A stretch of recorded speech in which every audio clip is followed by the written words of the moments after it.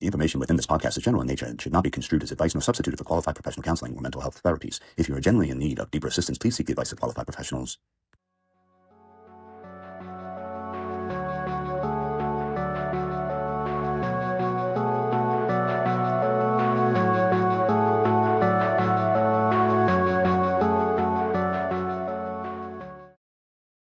This is Drew Marish from Unpacking Grief, and we are happy today to have a conversation with Dominic Condo.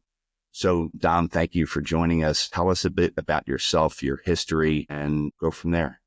Sure. Thanks for having me. I appreciate being here. So I grew up in South Philadelphia. My wife and I had met there when we were young teenagers, and the whole neighborhood thing really came into play with that. We were just a parish apart.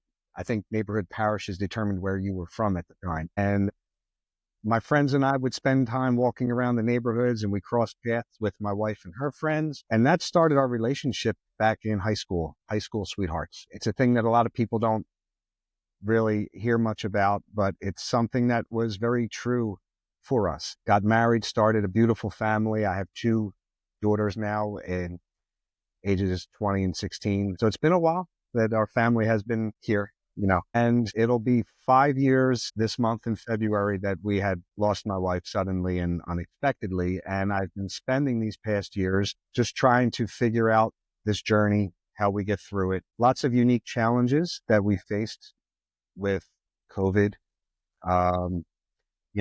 just being separated from the world and learning my role as an individual. We were together for so long. We were always we, and we respected each other as individuals, but to be a person that has to figure things out for yourself and to understand what you like for you and not for everybody else.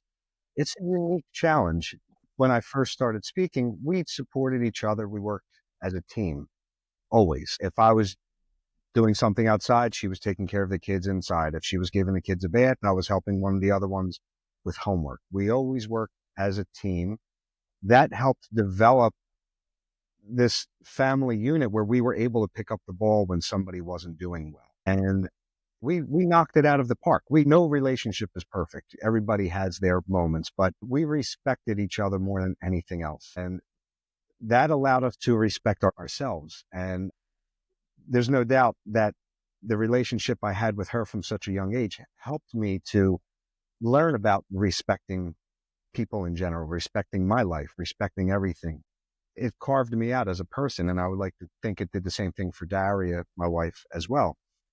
So we're just marching along. We're hitting a point where our kids are getting older, and it looks like mom and dad are going to have some time to ourselves to be able to get out and figure out our lives again. And we're not really sure what happened, to be honest. My wife had a very, very stressful job in a corporate industry, and just started feeling burned out at some point. This was in 2018. In today's world, which is not uncommon, where things in an achievement mode and support mode and even just to exist and to make ends meet, it has taken folks out of the norm and has stretched people so thin, and it's both physically and mentally, it takes a toll. Well, absolutely. And to this day, I feel that on my own level, and it's a new juggling act for me. When she was starting to not feel well, we just weren't sure what was going on. We couldn't pinpoint it. Number of doctor's visits just to see what's going on physically. Was it her age? She was in her mid-40s at the time. Could it have been a thyroid issue? And everything was checking out negative. It was just a lot of burnout, fatigue, loss of appetite, not being able to sleep well. All of these things were looked at face value as anxiety and depression. And that's the way they were approached. And I'm not so sure at the time, we had nothing else to go with other than, okay, this is probably what we're dealing with. If you knew my wife, she wouldn't take Tylenol for a headache. Okay. So now that she's in a position where they're suggesting medication for her that may or may not work because they're trial and error, these are obstacles for her that she did not want to deal with. She wasn't interested in trying medicines, but we had to give it a shot. And sometimes they make you feel worse. And this took her down a road that was just about trying medications, failing, feeling worse, having to go to group therapies to talk about issues that she wasn't really sure she had. It was a very sensitive time. She was exposed to people that had true issues. And my wife was an empath.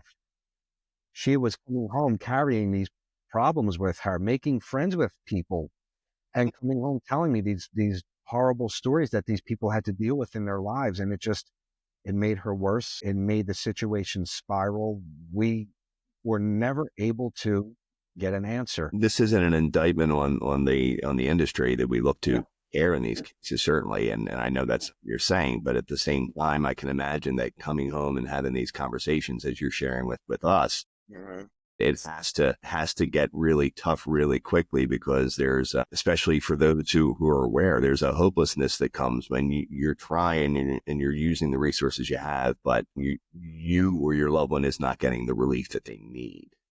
Right. And it's heartbreaking for me to see, because I would feel like I was letting her down by not doing what I could have done for her. But I was doing, at the time, you're doing everything you could and trying to take care of the kids while mom is in the hospital during the holiday season, just trying to keep the train moving. It was a very heavy load to carry. And but you do what you have to do. And that's what love is all about. That's what supporting your better half, your other half, whoever it is, that's what it's all about. And we kept plugging along and trying, and it just became this cyclical thing of in the hospital, more medications, come out, let's try, failed, go back. It's not a situation I wish on anybody. And it just got to a point where she just had enough of dealing with it. So to that end, I look at certain conversations I've had with others, my own case, and in terms of how we've been able to, when I say come out of it, I don't say it lightly. When I say come out of it, I'm saying being able to wake up and put your 2 feet on the ground the next day after a loss. Mhm. That's what I refer to when I say come out of it. And there's some cases where there's a preparation, whether it's acknowledged or not, intentional or not. We look back and say, I was in a better position to absorb this unimaginable loss because of the things that I've done. And I can only assume you had no idea where this was going. Although there was turmoil, you couldn't have guessed in your wildest dreams where things were. No. So, well, the talk about the before and after in terms of where you found yourself and how you may have been preparing. And there was some preparation for what could have been emotionally, because at this point, I'm doing everything I can to keep the house up and running, to keep the kids moving and motivated. And it was a difficult situation when you deal with any sort of mental health issues. It's difficult for people to talk about it. And I know that everyone says to be open. It's been such a taboo, I think, for so many years for people to want to talk about their feelings. And people need to talk more about their feelings. I'm an open book now because of that. That's what I've learned through this process. But at the time, it was very difficult for my wife to want to share with anybody what was going on. None of our neighbors, none of our close friends were really aware of what was happening, other than she just really wasn't feeling well. She didn't want to get into what we weren't even sure we were getting into. It was such a cloudy situation. We couldn't figure out what was happening, what was going on, why she was feeling this way. We did find out afterwards from one of the last treatments that she went through, some alternative treatments we were looking into, was that it was most likely a chemical imbalance she was dealing with. And there were some vitamin deficiencies that were happening because of the lifestyle she was living at that point, not wanting to go out, not being able to eat well. But it started off most likely as a chemical imbalance. But my feeling is that maybe the medications in her situation did more harm than good. And we're filling the gaps where these deficiencies, were happening. And there was hope of these new treatments possibly being able to get her on the right path. But, 18 months of dealing with what she dealt with as she was growing. So throughout that time, it was difficult for me to really understand what was happening. And this is when triggers were coming in for me, driving to work, pulling over on 476, the Blue Route, just because I was crying, coming home, just finding a parking lot to pull into to gather my thoughts before going home. It was just, I didn't understand anything. It was so confusing. And, it was just a weird, strange time.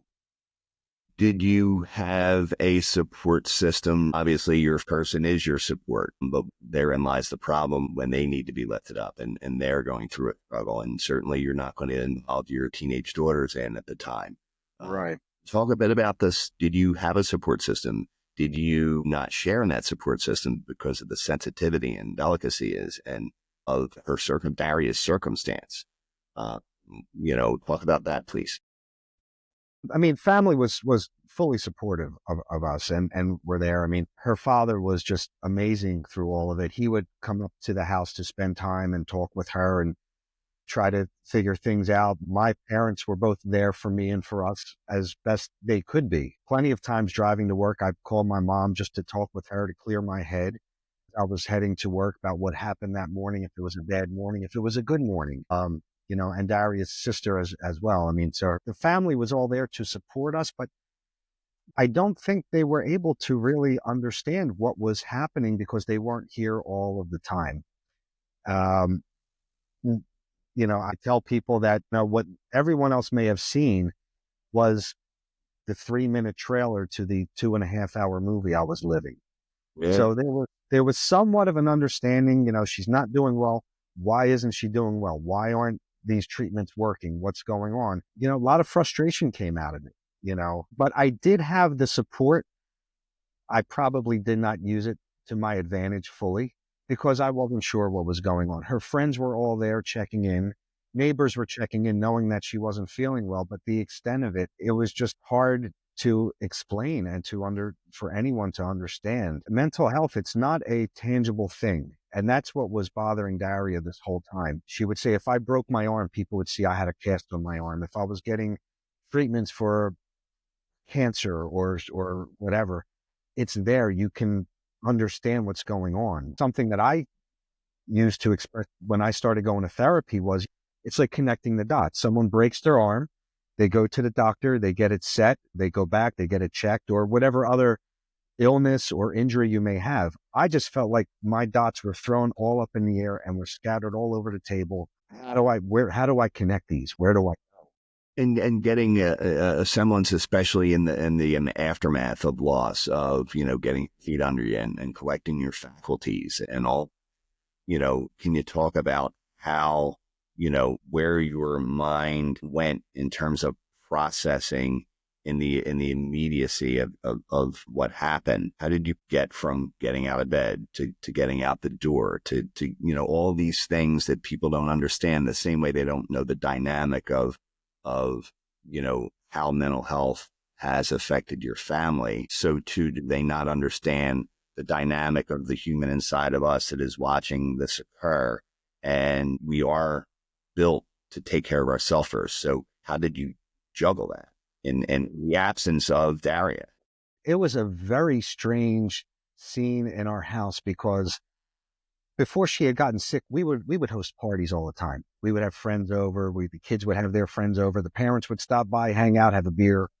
That all went away when she was sick. We weren't able to host anybody. We didn't want to, and the circumstances wouldn't allow that. So for 18 months, nobody was here unless they were coming to spend some time with her while I can go outside to do some food shopping or clean up, or that was the extent of anybody coming here. When we lost her, I have to honestly say I lost the woman who I fell in love with much earlier than we physically lost her that day. There was relief for me. And I say that because I knew that the person who I loved the most, my biggest support, who was not able to function or figure out life for herself at this point, she was no longer suffering. And for me, for as much as I knew I would miss her, there was relief knowing she no longer had to deal with what none of us could figure out. It was this monster of a thing that nobody could figure out.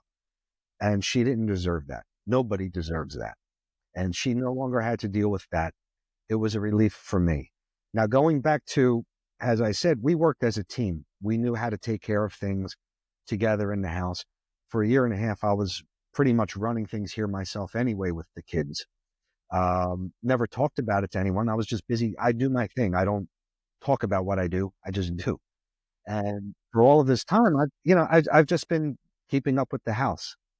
So I knew I would be able to handle that. But when everything happened and family came over, my biggest concern was for my kids because they never experienced a death so close like this. I mean, they've experienced death in our family, like whether it was my grandmother or my aunts, and we've gone over visit the family at the houses, but they were young at the time. They've never experienced it on a level like this. And to have the house just people constantly coming in and food being delivered and somebody from the church coming over to talk to us, I wanted to make sure they were okay. And my parents were here and Daria's family were here. They were keeping the house up and running, going to the store for me, welcoming people when I needed to just lay down and take a break, because now I have time to lay down and take a break. I never had that. So my mom would say, just go upstairs, lay down, take a nap.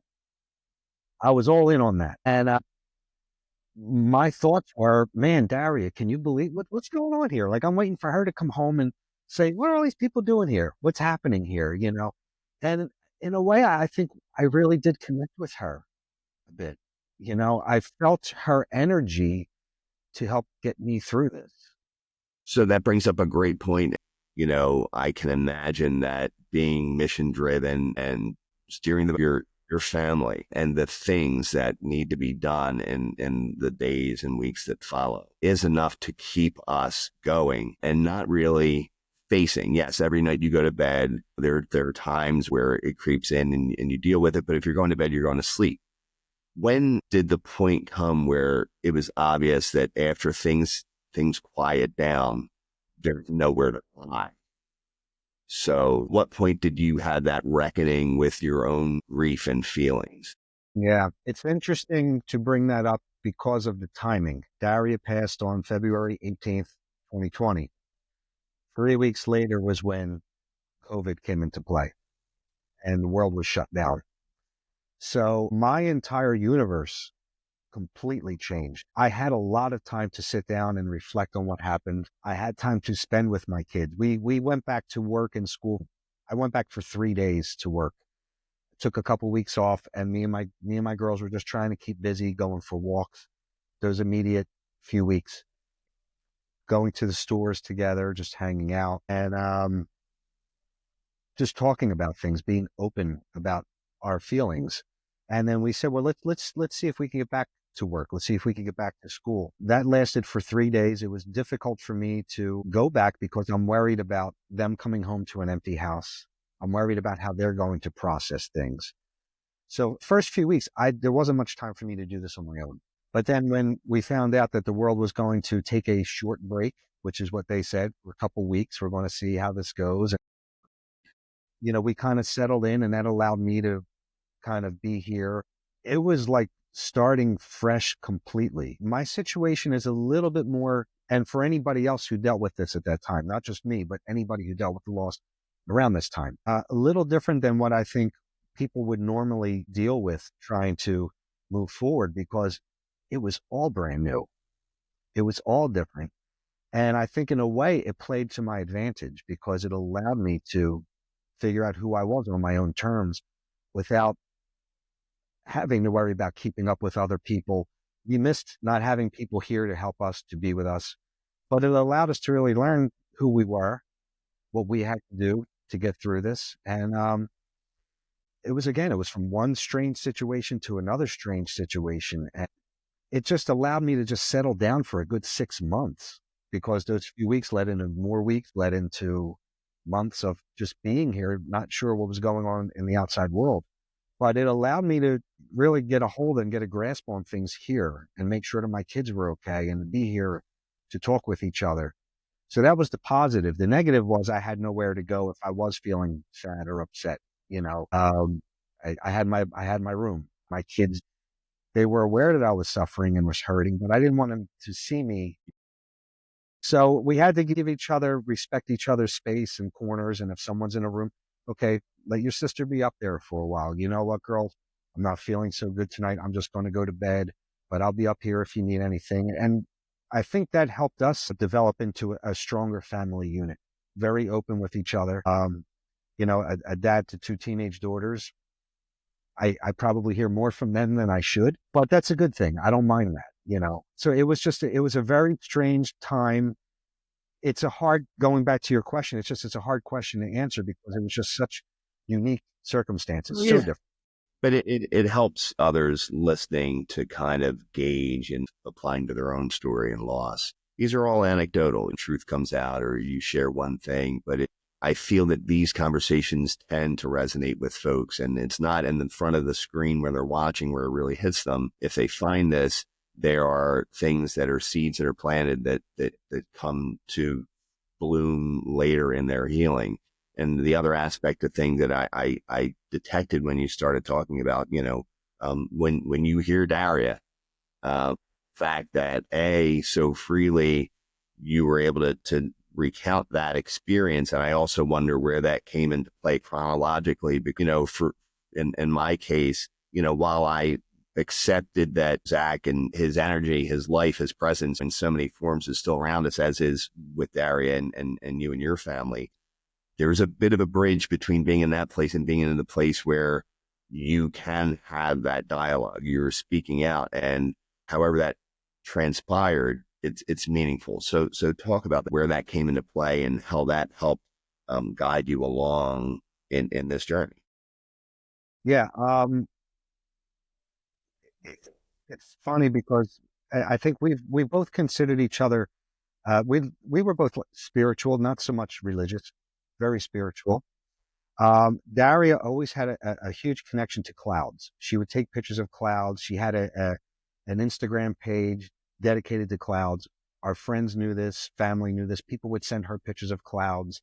I just felt an energy around me so much stronger than when she was here those last 18 months. And it was a comfort level for me. Cardinals was a big thing. She always looked at cardinals, and we would sit on our back deck and a cardinal would land on there and she'd be like, "Oh, I wonder who that is." I don't know. It's a cardinal. But everything just kind of hit me after everything happened here when I would start seeing cardinals and having, not just seeing cardinals, but having them show up at my front door, like literally looking into my house at a time when I needed it. When you need things, you can't look for them. They don't show up for you when you need them. They show up when they're least expected, when you do need them most, but you're not looking for them.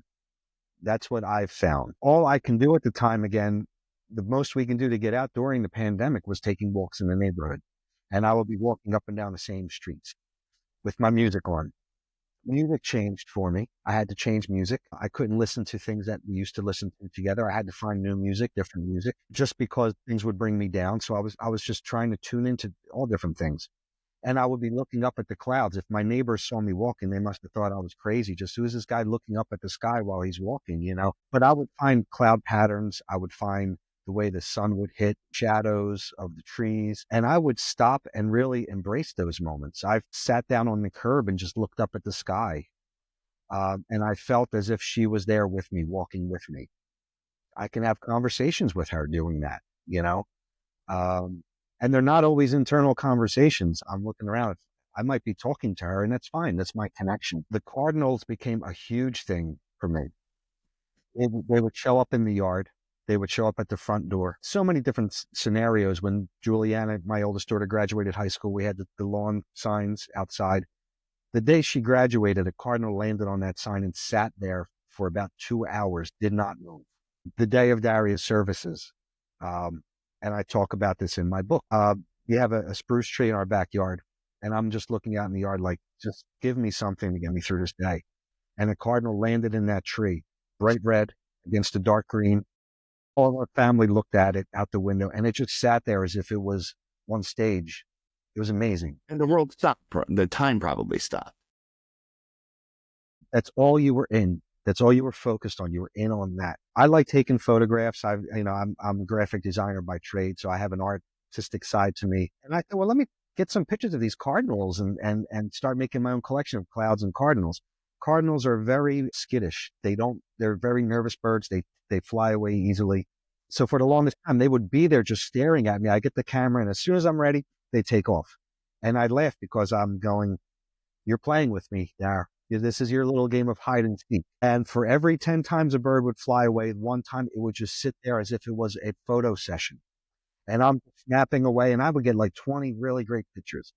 And I can hear her going, okay, that's good for now, you know. And what that taught me was just to be in the moment. Don't always worry about grabbing your camera. Don't always worry about, got to document this stuff. It taught me to just be in the moment with those spiritual connections and just appreciate what's happening at that time.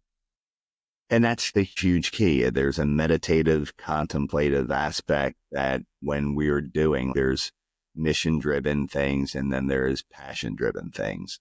And we move from one to the other in our process of walking through grief. One of the things I talk about that was instrumental for me is purpose.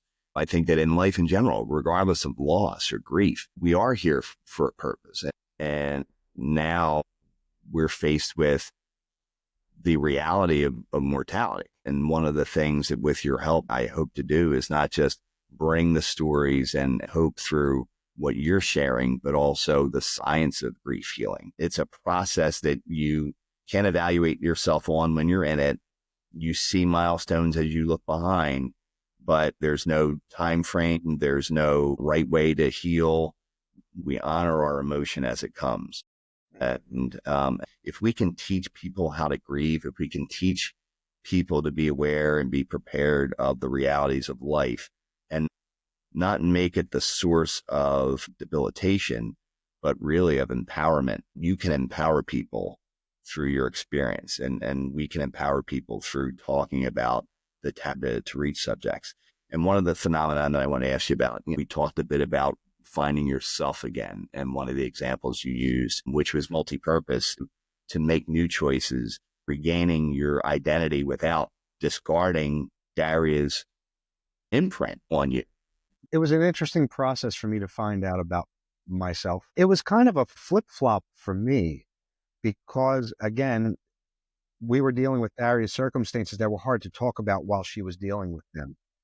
And I was processing all of this. And then afterwards, I had a laundry list of people wanting to get together, beer, coffee, hanging out.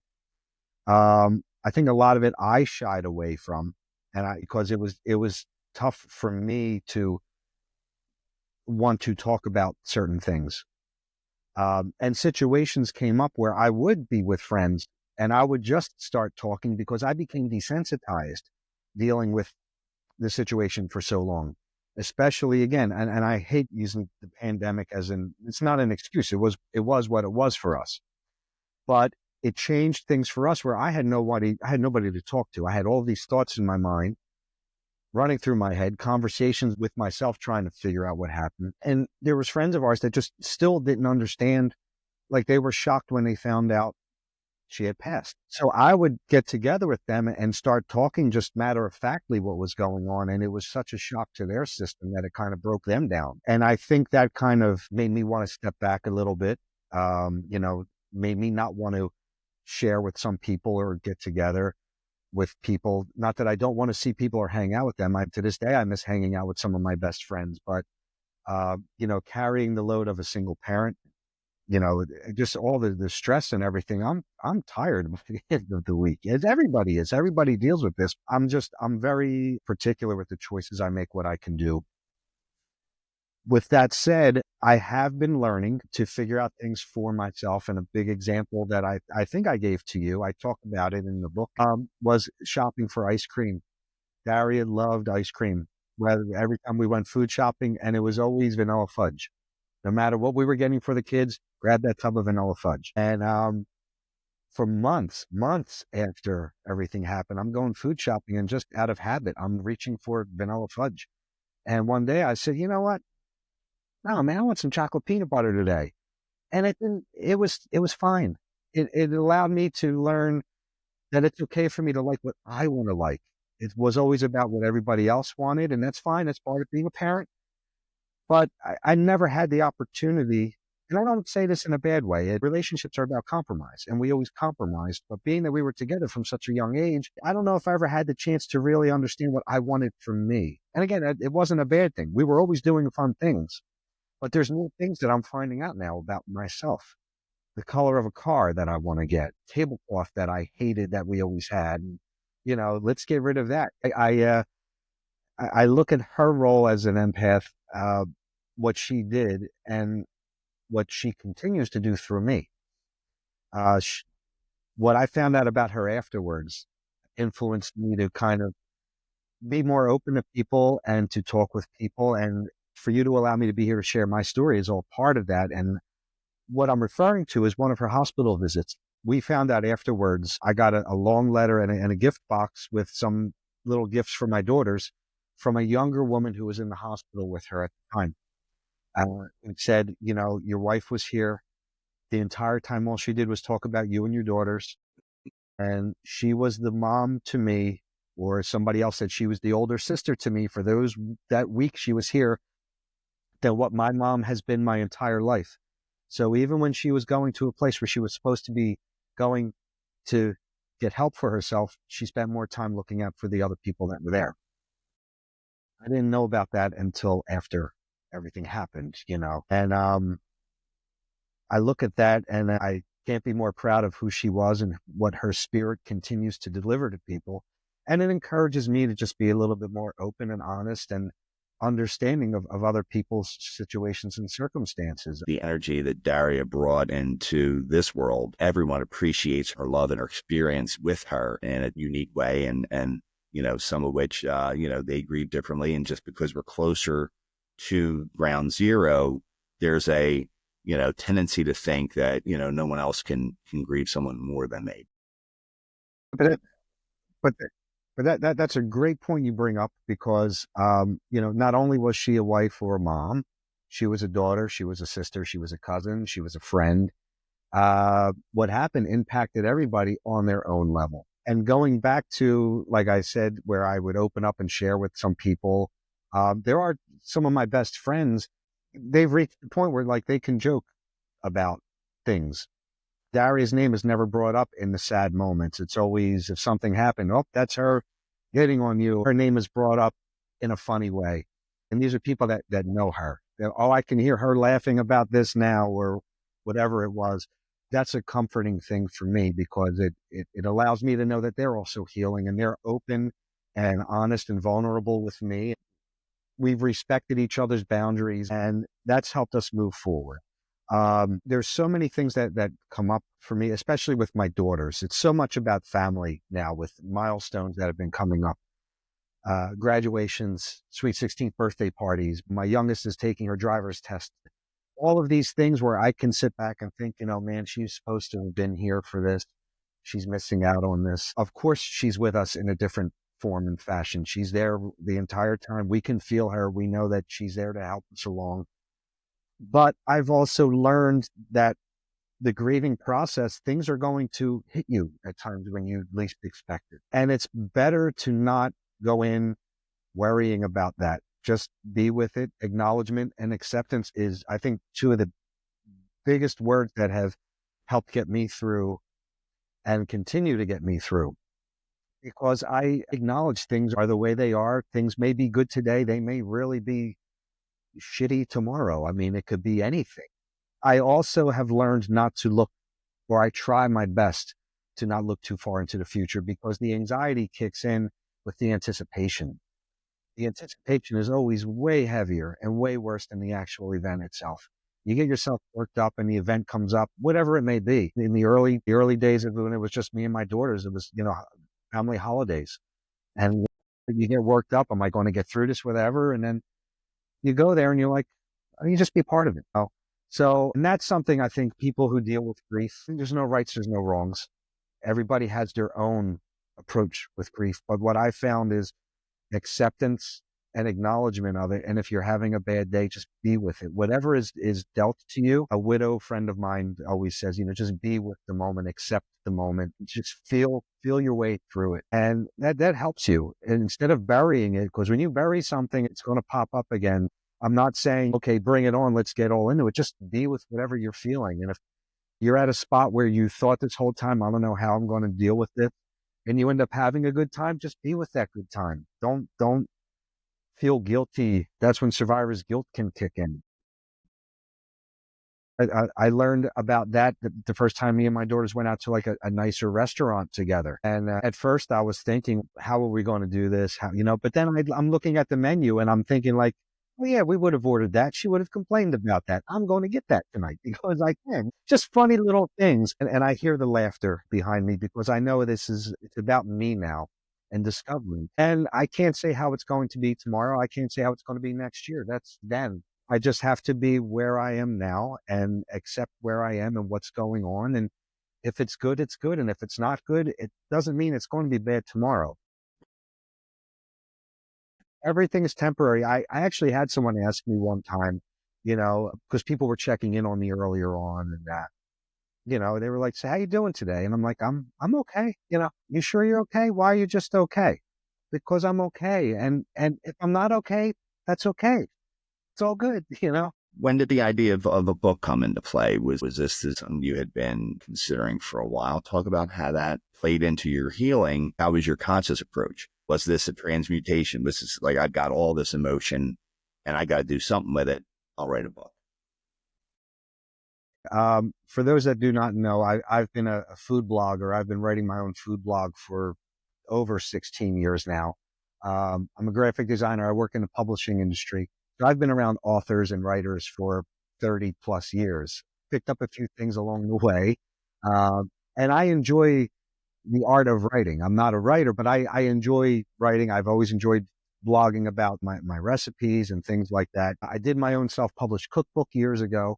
And everyone was like, oh, you got to do another book. And I'm like, no, it's a lot of work, but thank you. But I'll be continuing with the blog. So about a year ago, I hit a milestone birthday. I just felt like I hit a crossroad. I needed some change in life. I was getting a little burned out from my job, wanting to do something different, not sure what, still not sure what. But I remember I was hanging on my back deck with my neighbors Labor Day weekend a year ago. And they're the best. They're so supportive and coming up with all these fun ideas. Oh, you need to reinvent your blog and maybe do it this way. And I started thinking, yeah, I can do something. But then the next day it hit me. If I'm going to write about something, if I'm going to talk about something, and I've been, in therapy for a long time talking about what I go through. And I'm always told, your ideas, when you share them, they're interesting.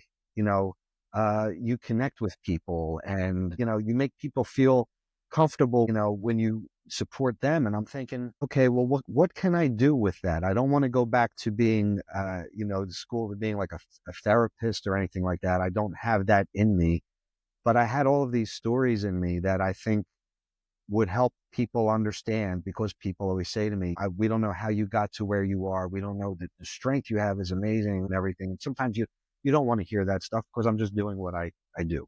But I have all of these stories in me, and a lot of them I was replaying over and over again. And I thought, well, if I'm going to do something, if I'm going to help people, maybe I do write a book and I share my stories. I've read a lot of books throughout this process. A lot of them were gifted to me. Some of them I bought on my own. None of them were bad. I didn't connect with all of them. Most of them I didn't connect with because I felt like a lot of them were like, okay, this is the 5 steps to getting through grief and how to get beyond this. And maybe people do click with that. It wasn't clicking for me. I wanted to understand that author's story. Not that they had to share it, but I wanted to connect with another person's story. And I thought, maybe if I just share what I've been going through, not as lessons, but just sharing stories. And I started writing, and I just started writing different things. It wasn't in order what I wrote. Stories would come up and I'd file them away. And then I would use this method that a friend of mine shared with me of just index cards and making like a Tetris game of putting it together. And that's how the idea of the book came about. And it was about sharing the whole process of grief. And the title is Reflections, A Young Widower's Journey Through Loss, Hope, and Healing. So I divided it into 3 parts. Loss, talking about who Daria was, what our relationship was, what she went through. There you go. Thank you. Yes. I have a copy here too. I would have held up, but thank you for that.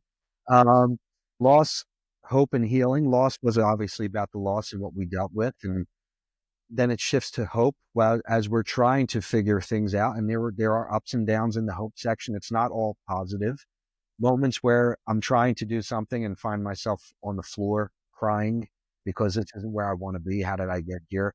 And then it goes into the healing section, which is, again, it's still a learning process. It's going to continue, and the hope may continue as well. It's not, one thing. But I thought if it was a creative project for me, it was very cathartic. It was therapeutic for me to get all of this out because now it exists somewhere in a book, literally and figuratively on a shelf. If I ever want to go back and revisit those stories, they're there. I'm not carrying them with me as much anymore. It's allowing me to enjoy my own life a little bit more and allow the acceptance to just go out and do things. I'm not forgetting about what happened, although some things I don't want to necessarily revisit, but it's there. It's documented. And that's what I went with. And I'm fortunate enough being in the publishing business. I know a few things about getting around the publishing industry, and I chose to do it as a self-published project, print on demand, meaning they're printed when ordered. I didn't have to have a pallet of 3,000 books sitting in my basement that I have to try and sell. Right. So it was a practical avenue for me that way. And like I said, it was very therapeutic for me to go through it. Visited a lot of times that I didn't think I would go back to it, and to actually get into detail, it was a little heavy.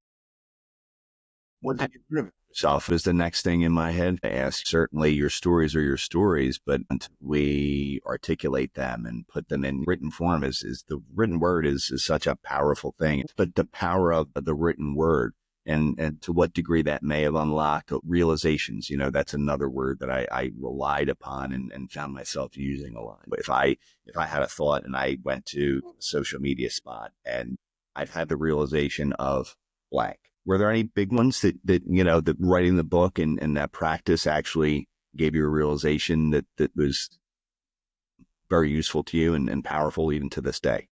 Yeah, it's something we touched on a little bit earlier about, your support system. A lot of it came out for me when I discussed, Daria being in the hospital, going for treatment. She would go into the hospital to be weaned off of one medicine, put back on another one. It was safer to do it in a hospital situation. And a lot of those events happened the first go around during the holiday season. Right after Thanksgiving, between the week after Thanksgiving and 3 days before Christmas, she wasn't home. And my family was there to support me, of course. It was my own stubbornness and being selfish, wanting to run it myself because I wanted to keep as much of the family routines for my daughters. Keeping tradition going. And as I was explaining those stories, how I was, taking care of the kids at home, packing their lunches, getting them to school, doing work, cleaning the house, doing Christmas shopping, putting up the tree, baking, all this other stuff, while visiting my wife in the hospital every night. Right. And I look back and I said, you know what? I really should have asked for more help at the time. It would have been here. It's not that it wouldn't have been here for us. There were moments like that. I probably should have asked for more help. There were other moments. We had a meal train set up for us. And for people that don't know what a meal train is, when you go through a loss or suffering of any type, the neighbors will get together and sign up to bring a meal to your house over an extended period of time. And our neighbors were so gracious to do that. It didn't last very long because, again, COVID came into play and I was more concerned about them. Take care of your family. I'm okay. I like to cook. I'm okay. It would probably be better for me to cook. But I remember getting our first meal, and I talk about this in the book, and it crushed me at that moment, realizing this is where I am, and accepting that people were there to help. I didn't realize at the time how warm that was to understand. People were offering to help, but looking back at it afterwards and really talking it through really made me realize what an amazing support system we had, and what that says so much about what they thought of not only our family, but of Daria. And it was a very touching moment. And that's the quality of people. I learned quite early that there is a giving quality that we all have. Sometimes we could treat that or view it differently based on the context through which we're experiencing it. In retrospect, you did what you felt was right. And that's also something you should give yourself grace to. Yes, more help is better. You did exactly what was right for you and your family at the time. Going on even further into the book, can you tell me, just for my reference, when in terms of completion, when you finally committed your last thought and emotion to the book, how much time's passed? I started writing, like I said, immediately after I had that little moment with my neighbors, like middle of September, uh, whatever a year ago was, 2023, September 2023. I started writing chapters here and there. There were moments when I would write a lot, 4 or 5 nights in a row, and then I would get burned out, and then I would step away from it for maybe a week at a time. And then I would go back to it because I was doing the self-publishing route, and I found a company that helps set you up through Amazon, which is where the book is available. They were very flexible to work around my circumstances. There was editing involved on their part, a little bit of ghostwriting because I'm not a writer. It was all my stories, my thoughts, but like you and I spoke about it helps massage things out a little bit, make it a little more professional. And it was great because, again, I was at an advantage working in the publishing field, working in the industry. A little strange being on the other side of the fence this time because I would normally be the person doing the artwork for the cover. For just speaking of the cover, I gave them ideas and examples, what I wanted, pretty specific. And they came back with some different ideas. And I said, no, let's change this font a little bigger. And can you move this here and that there? And it all came together. They did a great job with it. But I like the human interaction as well. So the first round of corrections that came back, I was not happy with them because it didn't sound like what I would be talking about, what I would be sharing. It wasn't my voice. They were understanding of that too. And I pointed out some scenarios, some suggestions. And they asked me, they said, well, do you have any examples of writing that you may have shared with Daria or for Daria? Since her passing, I make sure to write something nice for her anniversary, Mother's Day. And I sent those in. And they picked up my tone. They picked up my vibe, and the changes from there moving forward, any edits were much more in my voice. To be, to turn a phrase, but I mean, they're true reflections of you and your experience. Yeah. So that worked out well. It took about a year bouncing back and forth. And then after that, it was really proofing and digging in and just going back and forth. It was a process that I did not want to rush through. And I made sure they understood that. I wanted this to be crisp and clean. I didn't want to just get it out there. I'd rather read it 5, 6, 7 times instead of twice and going, okay, it's good to go. I'm kind of meticulous about that. But that's okay. This was in honor of Daria. It was in honor of my family. And it was something that I wanted to have meaning for people that read it. It wasn't just, this is my story. Look at how, terrible our circumstances were. My approach was more about, we had a terrible circumstance and I'm figuring out ways to get through it. And I just want to share that. And maybe you can connect with it. There's no answers in it. It's not a step-by-step guide. It's talking about things that are one level or another, we all deal with. Everybody deals with loss at some point. I think you and I both had a much bigger loss at a much younger age than most people would, but it just is what it is, unfortunately. So yeah, it took a while. And then I had one of my best friends who was first editor I ever worked with.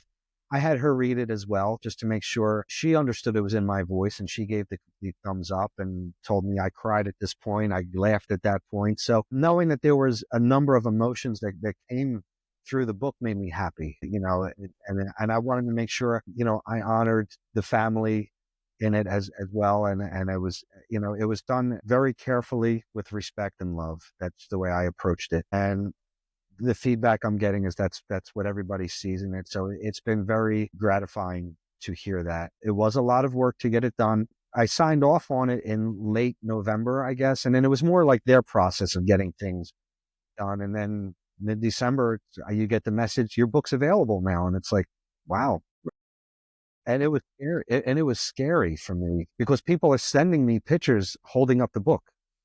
And I'm going like, man, they're really reading this. It was real. But then when I started getting feedback from people who were understanding and were sharing stories, people are sharing stories about Daria to me, it's serving a wonderful purpose. And that's what I want. It's a book with some purpose. And I hope people find a connection in it for themselves. Really.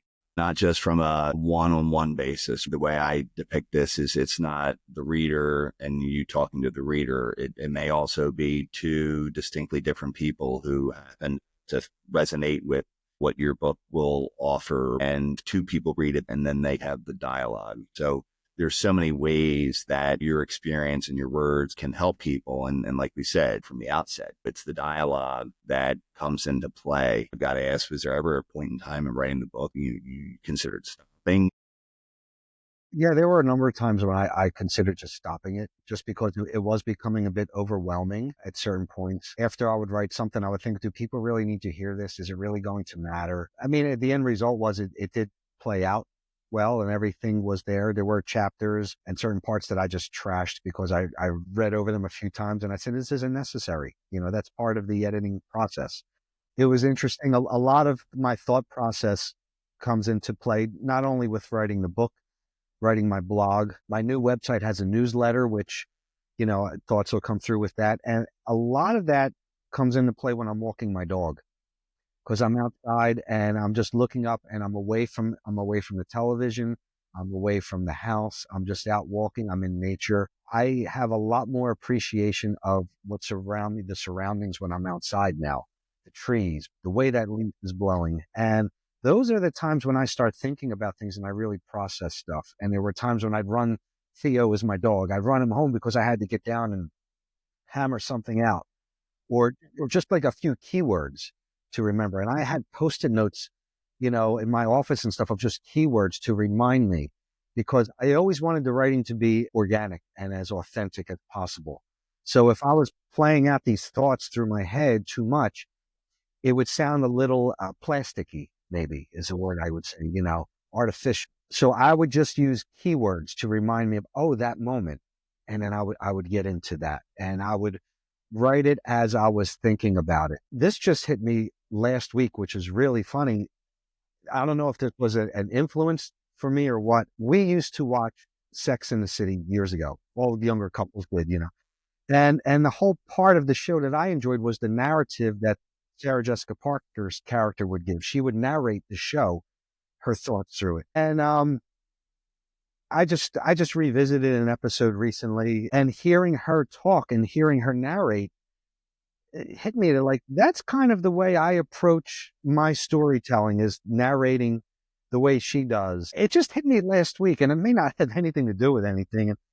And I guarantee you, Daria is laughing about that one of all shows for me to pick as influence, but just the approach. So yeah, there was times when I think about things and ideas are there, and some things come together great, some things don't. That's part of the process, it's kind of a fun process when all is said and done, assembling it together.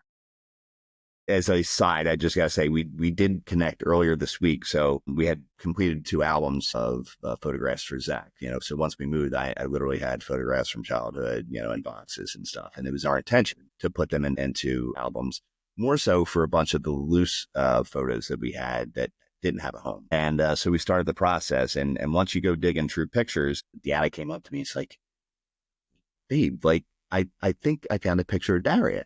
And I snapped the picture and I emailed it to you, but I haven't. Do you care if I share it really quickly? Please do. So I'm going to share the glare, but right here, so my wife Deanna and Daria right next to her, they first met way back when, and that's a picture of them in, I guess, 1st or 2nd grade at St. Monica's in South Philly. And Zach left a treasure of photographs, videos. He documented his life, and we beneficiaries of that which he left behind. And that part of my healing and process entailed is something that I got into, his photos or stills or videos, music, and how big of a role music plays in not just healing, but life in general. And I would set the tone. I would look at a picture and there was a message within the picture that I set to music so that others may know what I know, that I'm enhancing Zach. I'm giving the picture life through music for Zach, whereas before it was just a static image of like, okay, there's people walking down the street. And that's something that I had focused on for a while. But after you exhaust all of these things, we're in the midst of it. you encounter the people who have become more accustomed or more comfortable talking about them. And I found myself asking to tease these stories out. Zach had his friends. Zach had his group, and whether it's family or besties or whatever, there is an appetite to know fully and wholly that the experience you have with Daria as a husband in your roles is far different than the experience that your daughters have with Daria in that sort of way. There are probably things, and you may recount 2 or 3 stories of an interaction that your daughters had with Daria that just organically pops up, and it just becomes this, whoa, this amazing kind of, whether it's a hug that it feels like, or a shot in the arm, like a chuckle. It's them insinuating themselves into our present life in that sense. Talk about those experiences if you had them, and more so than just the dialogue that you would have with Daria. Well, yeah, absolutely. I mean, well, first of all, like you were saying about how Zach and his friends had their own stories, and you hear stuff and it's like, wow, I hear that all the time. My neighbors still tell me they have stories they want to share with me, but it has to be at the right time or whatever. And it's funny. And it's at a point now where we're sharing funny stories, and it's great. The big thing for me, obviously, Daria, her name is it's a unique name. And that was always her gripe growing up. Not that she didn't like her name, but her gripe was always, I can never find the license plate on the Boardwalk store or a t-shirt with my name on it. The only reference she ever made connection to was the cartoon on MTV, and they didn't pronounce the name the same way she pronounced hers. It was Daria, and she got mad about that. So I had to, but take what you can get, baby. I've been making connections with her name. It's just been amazing. Not even myself, my daughters. I talk about all of this in the book, but I think the big one for me was our first trip. We had planned the trip to go to Ocean City before she had passed. We were trying to do a family vacation the summer of 2020. We still had the reservations, and after everything, we were like, well, let's try and go down, me and the girls, and packed everything up. At this point, I was used to packing and taking care of things because Daria was sick the previous few years. But we're driving down to the shore, and I'm going like, I don't know how. I'm saying to myself as I'm driving, how am I going to get through this week? This is, I just don't know what am I doing? Should I turn around? But this is all in my head. And we're driving, and we pull into the lot where we had the upper floor of a 2-story house, and your neighbors are there. You'll say hi to the neighbors, whatever, no big deal. You're on your own vacation. They're doing their thing. This woman comes out of the house with we assumed was her granddaughter, and it was. And she comes up to say hi. Oh, are you the new people moving upstairs? Yeah, we're here for the week. I'm Dom. This is my kids. She goes, nice to meet you. I'm Daria. And like, I literally stepped backwards, and my girls looked at me, and they were like, and I said, I'm sorry, what would you say your name was? She goes, I know it's a unique name. And I said, you have no idea. It was just a mind blowing moment. There was that and as it turned out, she went to high school with my mom.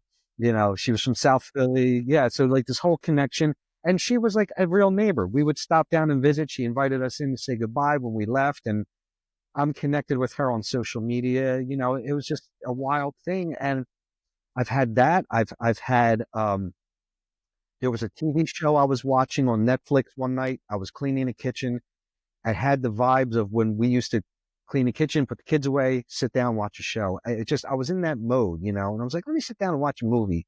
And I put on this series on Netflix. It's called The Devil in Ohio. And I'm watching it, and I'm like, oh, this looks like something we would be into. And I can feel this just comfortable vibe.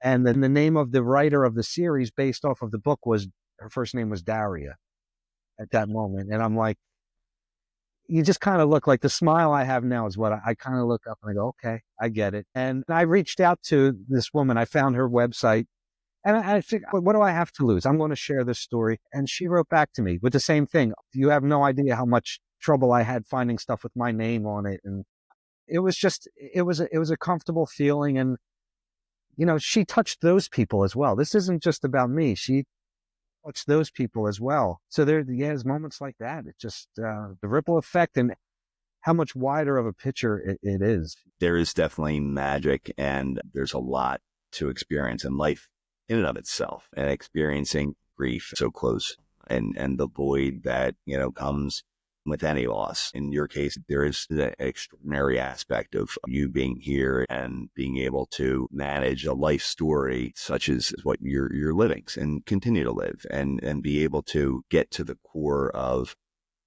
life and love and understanding there is loss in there, but we go on, and we can choose the way that we continue to live and live with purpose. With that in mind, and knowing that you only look so far into the future, which I applaud you on as well, can you give us some thoughts about what's next to serve you, and by serving you, serve Daria? Well, what I did in the process of writing the book, I also launched a new website for myself. I had a food blog for the longest time. I launched a new website, domcondo.com. The idea was the website would not only coincide with the book, but will be a continuation of the book. I share visuals of a lot of the things I talk about in the book, pictures, stories. It allows me to blog more freely about good days I'm having, bad days. And it's not just about grieving process. There's other things as well. Like I mentioned that, about me having a food blog and my interest in cooking. One of these ideas that I had was food therapy, because being in the kitchen helped me out tremendously. And not just cooking, just being in the kitchen, being around people, being around friends, sitting around a table, sharing stories while you're congregating over a dinner, over a meal. And I think that's a common denominator for so many people. And I want to build on that. I want to kind of, my hope is to kind of build this community where people who are not just grieving, but just people who are looking for like some comfort, we can come together and share stories, share some commonality, maybe getting into Zoom sessions or something like that. I have this idea. I'm still working on it. I still have a full-time job, but I'm trying to build on this, that maybe this is a next step for me, something new. Um, it's hard to say. I'm still working it out, but there's ideas that I have. I'm a creative person, and I like figuring out these thoughts and going through the process of it. And I'm excited to see where this website can take me.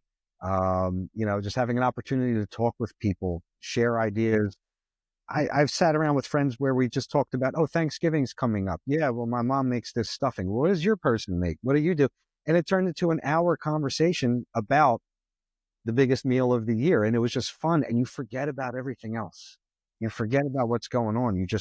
You're into the moment. And I want to expand on what I've experienced, whether it's nature walks, filming myself on a nature walk, or all kinds of directions I think we could go, just to let people come to a place where you can forget about other things and just connect and feel like what you're going through is acknowledged. I think everybody, no matter who's dealing with grief, it's their own personal grief, it's their own personal story, and there's no rights, there's no wrongs. And I think you're allowed to feel how you want and process it how you want. That's what's important. And just being in an area, in a community where that's acknowledged, I think would be a great thing. Yeah, that's a huge one. And, being able to speak to, these things, and be authentic, and to recognize, and one of the lessons that I learned, nurture, water everything, see what grows, and, let that be your compass. And, do not do, that's not even the vocabulary. I mean, we're doers, and you're a doer. And so if there's ever a point where there's a second guess, where questions, because they ebb and flow like anything else, like the emotion, you will be best served for yourself in honoring, creating when you feel like it, and not when you don't. And all those things are okay. And that applies to anyone out there as well, whether dealing grief, and you've not advanced, and you've not gotten to a point where they may listen to us say, I can't even get out of bed. What are these guys talking about? And our message isn't rooted in that. The message is rooted in support and understanding that if you're not getting out of bed yet, if you're not at that stage, that is also okay. There's going to come a time, and find what you need, and give yourself a lifeline, and take control of your own healing. And I think that you'll find a peaceful, destination on that path, rather than others. You have a book signing coming up. I do, yeah.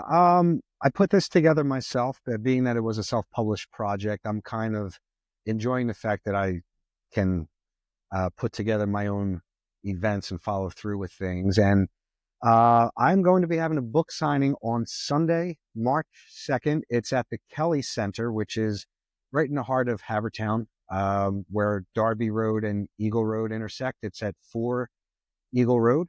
The idea was I just wanted to be able to get together with people and just talk with them, thank them for getting the book, just have a few minutes to speak with them. It will be from 1 o'clock to 3 o'clock. My daughters will be there hanging with me. We're just going to be hanging out, signing books. If anybody has a book already, please bring your book. If you don't have a book, because it is a print on demand, I'm not going to have many copies. I'll have a very limited amount of copies with me for sale that day. If you don't have a book already and are interested, I encourage you to visit Amazon. You can find the book on there, order it ahead of time. This way you have it with you. You can bring it with you. Again, I'll have a very limited amount, but I'm looking forward to being there and just having some time to talk with people, answer questions, share some stories, and just, just put a face to the people that have been coming to me with the nice words. And it's, whatever word you choose, testimony or evidence, grief has a face, and it's amongst us both. And for those who feel called and to meet you and to speak with you, it is therapeutic for both. You can imagine anyone having a conversation with you that they come away feeling it a certain way, and that's a gift. So to take the effort and energy into sitting and spending time and taking your art and making it available and giving it a face and allowing your daughters to share in that's a big thing. And I'll do whatever I can here, and I'll post in the show notes the links to the books to the degree I can get it on my webpage at Unpacking Grief. I'll do that as well. There's a page of resources, and you'll be side by side with the other book on their signs. So is there anything else you want to share with the listeners or myself before we wrap up? Well, the one thing that came to me throughout this whole conversation is if you know anybody that is dealing with grief, have patience with them. It's something you don't understand unless you don't know unless you know. It's an old expression, but I found that to be very true. Everybody deals with things on their own terms. Like you had just said, if all you can do is wake up in the morning and make your bed, that's an achievement. And if you can't do it today, try it tomorrow, one day at a time. And I just want to thank everybody again for the support over the years, the kindness, the kind words you've been sharing about the book. I'm glad to hear it's been such a positive effect on others. And I want to thank you, Drew, for reaching out to me and spending this time. You allowed me to share a lot of things that I haven't had a chance to talk much about. So this has been an excellent opportunity, and you're doing an amazing job. I'm proud to be part of this project. Thank you for that. I admire you. I am sad for your loss, but I'm happy for your healing. I thank everyone for joining us. Again, check our show notes. We'll have links to all the important things. And we thank you for joining us both. God bless.